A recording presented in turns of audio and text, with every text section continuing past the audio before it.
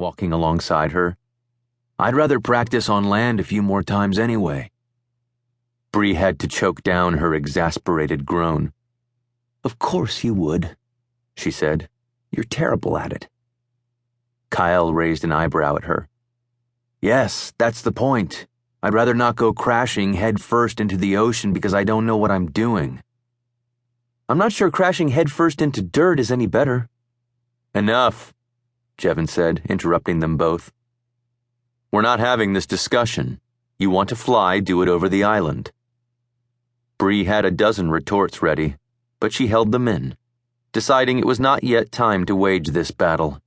Idea growing, she obediently dipped her head and remained silent as they entered the docks.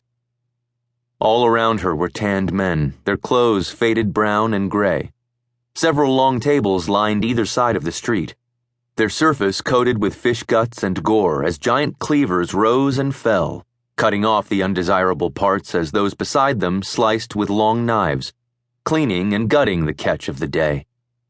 The noise was one of hearty cheers, jokes, and laughter, accompanied by thuds of steel and the ever-constant roar of the unseen fount below. But most interesting to Bree were the men at the far end where the docks ended and the sky began. With the morning so young, most were strapping on their wings, buckling belts and adjusting the connected gauntlet on their left hand. At their feet were dozens of nets and sharpened harpoons. The wings themselves were short and stocky, designed for lift instead of speed.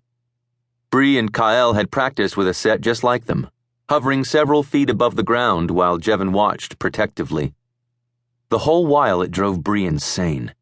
It was like being a bird with clipped wings.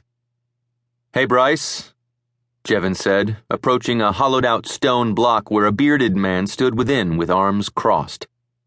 "Morning going well?" "No one's died, but the fish ain't catching themselves," Bryce said, deep voice rumbling. "So going as well as one can hope for without wishing on angels." The big man turned about, scanning rows of wooden shelves inside his structure, each shelf lined with the wing contraptions. He found Jevin's, pulled it off, and handed it over. "The switch was getting sticky, so I replaced the spring," he said. "Best I can do before sending it off to center for the Theotechs to have a look." "I'm sure it's fine," Jevin said, hooking his free arm through the two leather loops that went underneath the armpits. As he stepped away, Bree put her hands on the small barrier between her and Bryce. "Mine too," she said. Bryce shot a look to Jevin, who gave a hesitant nod. "Should start making you pay for this," the bearded man said, leaning down beneath the front shelf and pulling up a smaller set of wings from out of view. "Light elements don't come cheap."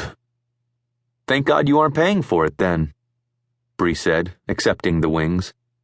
The light element that powered the wings came from Central. Weshern's Archon then allocated a set amount each month to training new fishermen. "Rate you're using it up, I might have to anyway," Bryce said. But a grin was on his face. Seeing Kael lingering beside Jevin, he called out louder, "You also going to fly today, kid?" "Maybe," Kael said, smiling warmly at the man. "But only if Bree doesn't hog it all." They traveled across the street and onto the wooden planks, Bryce's roaring laughter to their backs. As Bree clutched the wing contraption to her chest, she glanced down. The docks were built onto the side of their island, overhanging the sky, and through gaps in the planks she could see glimpses of the clouds below. The sight gave her shivers of the good kind. Jevin stopped them at an open spot near the middle, let his net plop to the wood, and then lifted his wings up and over his shoulders. He was a scrawny-looking man, his face long and gaunt, but his arms and chest were corded muscle. The wings could carry only so much weight, and while the stunted version the fishermen were given were designed to carry more than normal, it still had its limits. As a result, nearly all the men around were lean and fit, strong of arm and thin around the waist. The more fish they could carry each trip, the better their pay at the end of the day. "Is it all right if I go first?" Bree asked her brother as Jevin began tying the buckle.